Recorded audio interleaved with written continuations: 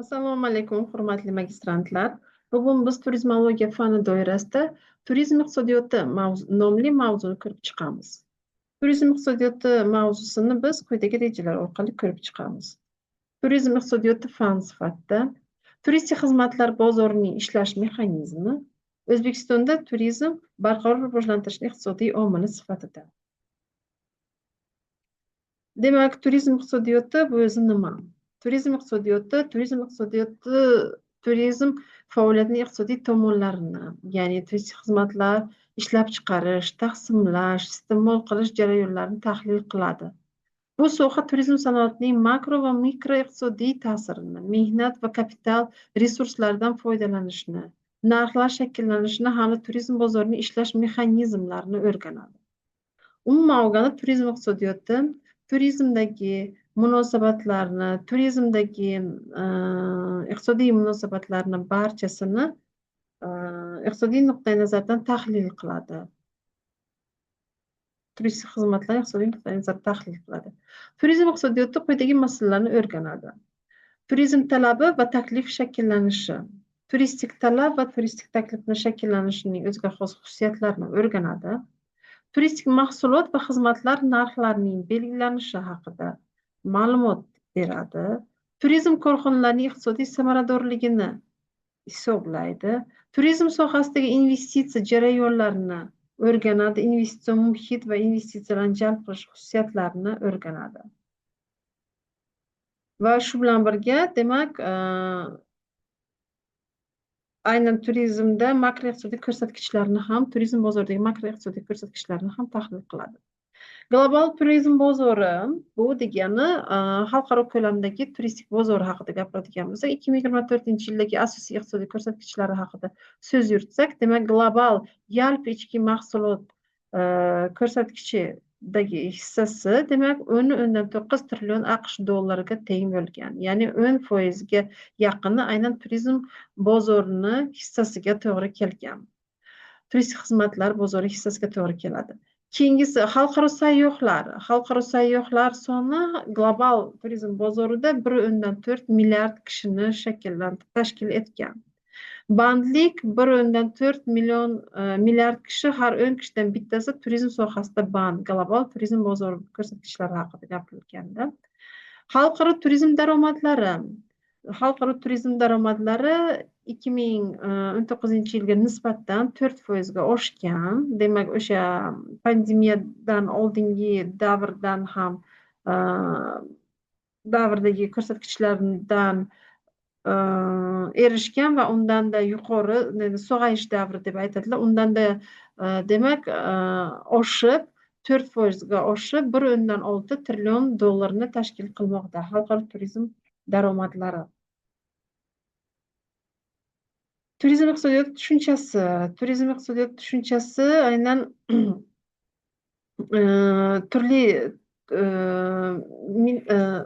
mintaqalarda turistik mintaqalarda ishga oid faollikka yordam beradi. Jamoat ishlab chiqarishga band bo'lmagan mehnatga layoqatli aholini jalb qiladi. Mehnatni tatbiq qilish sohalarini kengaytiradi. Turizm sohasida hamkorlik qilish iqtisodiyotning rivojlanishini faollashtiradi. Mintaqaviy resurslardan samarali foydalanishga va xizmat ko'rsatish sohasi xodimlari malakasini oshirishga yordam beradi va shuningdek turistik tarmoq qishloq xo'jaligini ishlab chiqarishni rivojlantirishni jadallashtirib, uni yaxshilashga yordam beradi. Xullas, turizm iqtisodiyoti tushunchasi bu istagan bir hududni, mintaqada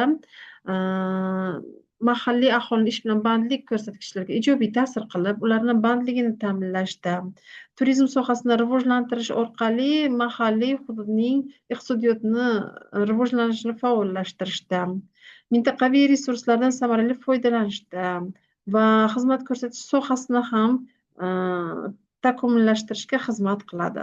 Shu bilan birga agro sohani ham rivojlantirishga xizmat qiladi, chunki agroturizm sifatida o'sha agrar sohaga tegishli bo'lgan jarayonlarni rivojlantirib, uni yaxshilashga yordam beradi.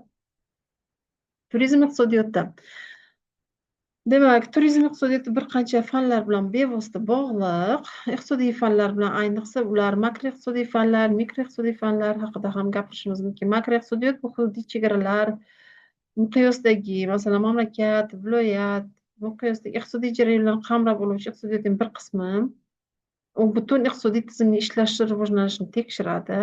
Mikroiqtisodiyot esa individual bozorlarga, individual iqtisodiy agentlar, ular ishlab chiqaruvchilar va iste'molchilarning xulq-atvorlari bilan bog'liq iqtisodiyotning bir qismi hisoblanadi. Demak, makroiqtisodiyot va mikroiqtisodiyot aynan ko'lami bilan farqlanadigan iqtisodiyot sohalari hisoblanadi. Turistik xizmatlar bozorining ishlash mexanizmi. Turistik xizmatlar bozori kompleks tizim bo'lib, unda talab va taklif tomonlari o'zaro ta'sir qiladi. Turistlar o'zlarining ehtiyojlari, imkoniyatlari asosida xizmat talabini shakllantiradi. Xizmat taklif etuvchilar esa talabni qondirish uchun turli xizmatlarni taklif etadilar. Bu turistik xizmat bozorini ishlash mexanizmining asosiy birinchi qismi hisoblanadi. Bozor mexanizmi orqali esa narxlar avtomatik ravishda muvozanatlashadi. Yuqori talab paytida narxlar oshadi, past talab paytida mos ravishda narxlar tushadi. Bu jarayon raqobat muhiti va mijozlar qayta aloqasi orqali sifat nazorati bilan birgalikda amalga oshiriladi. Demak, bozor iqtisodiyot tizimida bilamizki, bozordagi xizmatlarni taklifida ham, umuman bozordagi holatni aynan talab va taklif holatiga qarab baholanadi.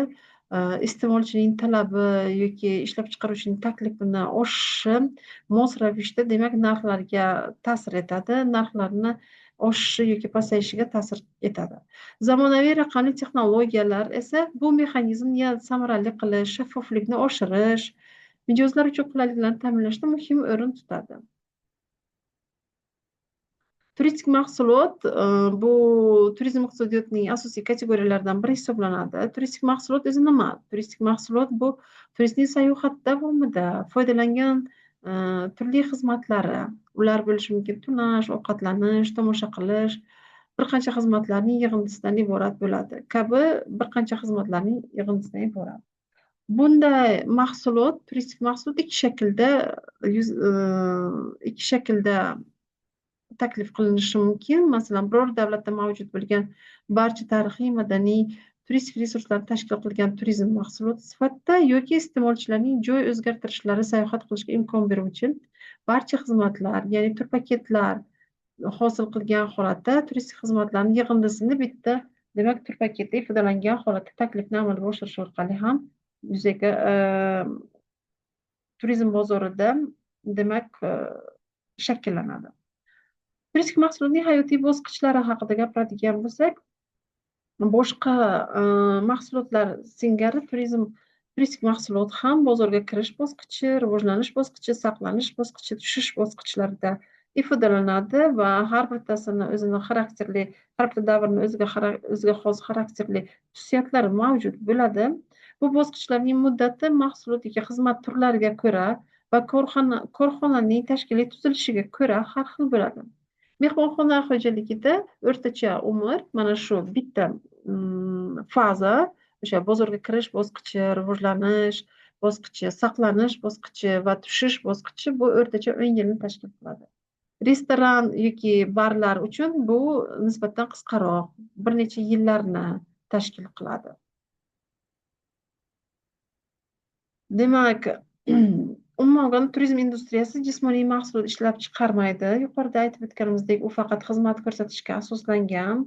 Turizm industriyasi 4 ta asosiy vositalardan tashkil topadi. Bular transport xizmatlari, hordiq chiqarish faoliyatini taklif etuvchi, animatsion xizmatlarni taklif etuvchi tashkilotlar faoliyatlari, mehmonxona, albatta tunash ehtiyojini qondiradigan tashkilot sifatida va turistik tashkilotlar, bular turistik mahsulotni taklif etuvchi, ishlab chiqaruvchi tashkilot sifatida, demak, turizm industriyasida ishtirok etadilar.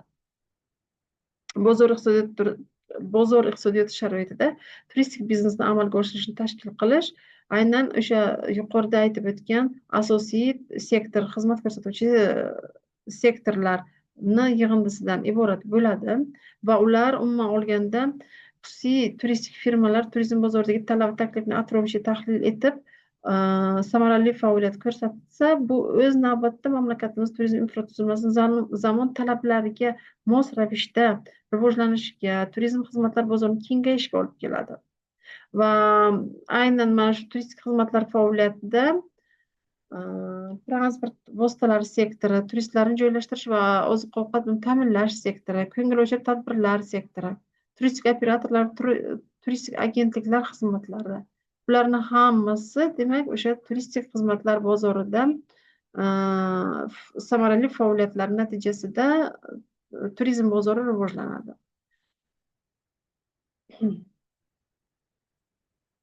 Turizm industriyasida boshqa sektorlar bilan xizmat qilish aloqasi mavjud. Ya'ni turizm infratuzilmasi rivojlanayotgan davlatlar iqtisodiyotga juda katta yordam beruvchi sektor bo'lmoqda.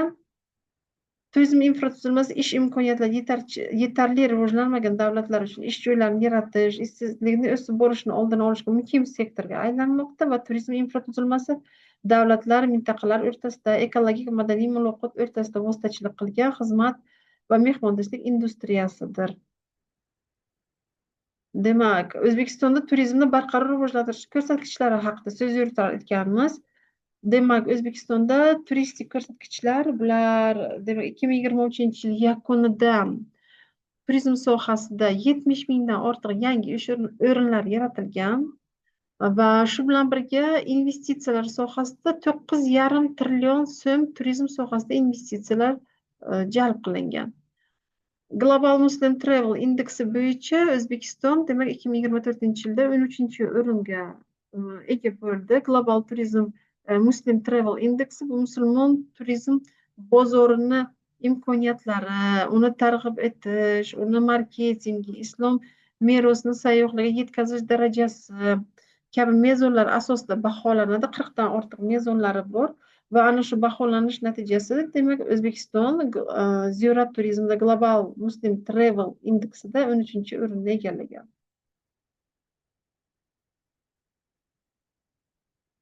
2024-yilda turizm daromadi 3,5 milliard, demak, dollarni tashkil etdi. O'zbekistonda turizmni barqaror rivojlantirishning asosiy iqtisodiy omillari. Demak, yuqoridagi ko'rsatkichlarga erishish uchun albatta O'zbekistonda barqaror iqtisodiy holat ham mavjud, shakllangan bo'lishi zarur. Masalan, 2024-yilda O'zbekistonda yalpi ichki mahsulotlarining 6,5% ga o'sishi, kambag'allikni qisqarishi, 3,4% dan 10,9% ga tushishi ham, bu ham, demak, O'zbekistonga turizmni barqaror rivojlantirishda ijobiy ta'sir etadigan holatlardan biri hisoblanadi, makroiqtisodiy omillardan biri hisoblanadi. Investitsiya oqimi 30,5% ga oshdi 2024-yilda va mehmonxonalar, jumladan mehmonxonalar uchun 100 million dollar ajratildi. Infratuzilmani rivojlantirish, bu ham O'zbekiston turizmni barqaror rivojlantirishda asosiy iqtisodiy omillardan biri, ta'sir etuvchi omillardan biri hisoblanadi va infratuzilma borasida aytishimiz mumkinki, 183 ta yangi mehmonxona va 232 ta hostellar shakllantirildi. Jami turar joy obyektlari 5526 taga yetgan. Bu endi 2024-yilgacha bo'lgan holat haqida gapiryapmiz va ayni paytda bu ko'rsatkichlar yana bir necha marta yoki bir nechtaga oshganligini qayd etishimiz zarur. Transport infratuzilmasi ham ta'sir etadigan asosiy iqtisodiy omillardan biri hisoblanadi va O'zbekistonda 11 ta xalqaro aeroport modernizatsiyasi rejalashtirilgan va amalga oshirilmoqda. Inson resurslari bandlik ham, bu ham iqtisodiy omillardan ta'sir etadigan muhim iqtisodiy omillardan biri.